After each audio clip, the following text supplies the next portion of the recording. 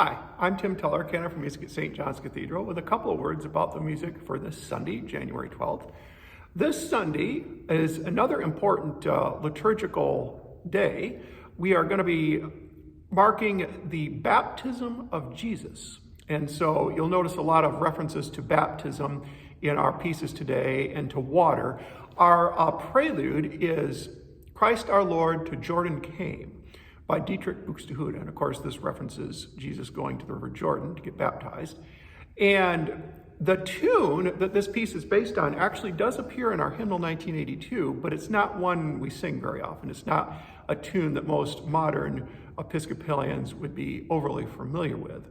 Buxtehude's composition takes the form of an ornamented chorale, which is an historical genre of organ prelude where the tune that the piece is based on is placed in the right hand, and the composer adds a lot of ornaments to it, a lot of sort of trills and runs and various florid ornaments, to the point where you really would struggle to recognize the tune, even if you knew it very well, because it's very highly elaborated in the right hand.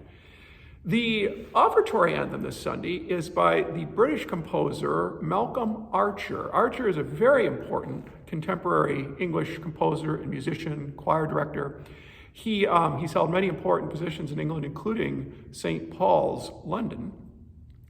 His name appears quite frequently on programs here at St. John's. We do quite a bit of his music. He's a very prolific composer, both for organ and for choir. And this piece is actually one of the few English anthems that I really know that really directly speaks about baptism. It's really actually very difficult sometimes to find anthems that speak directly about baptism, and this is one of the ones that do. It's a more modest piece. It's not one of his more ambitious compositions, but it's very effective and very tuneful. Our postlude this Sunday is the Carillon of Herbert Morrill. Morrill was a early to mid 20th century English composer. He died at a young age, in his early 40s. And he didn't write much, but many of his compositions have remained in the repertoire. He's known both for this organ piece and also for a very lovely setting of the evening canticles in E major that we've done here a couple times at St. John's for evensongs. His Magnificat and Noctimittis in E. It's a wonderful, one of the best settings out of the 20th century of that. The Carillon is, it is a bit of a genre in French and English organ music, in that usually composers will try to sort of evoke or imitate the sound of church bells ringing.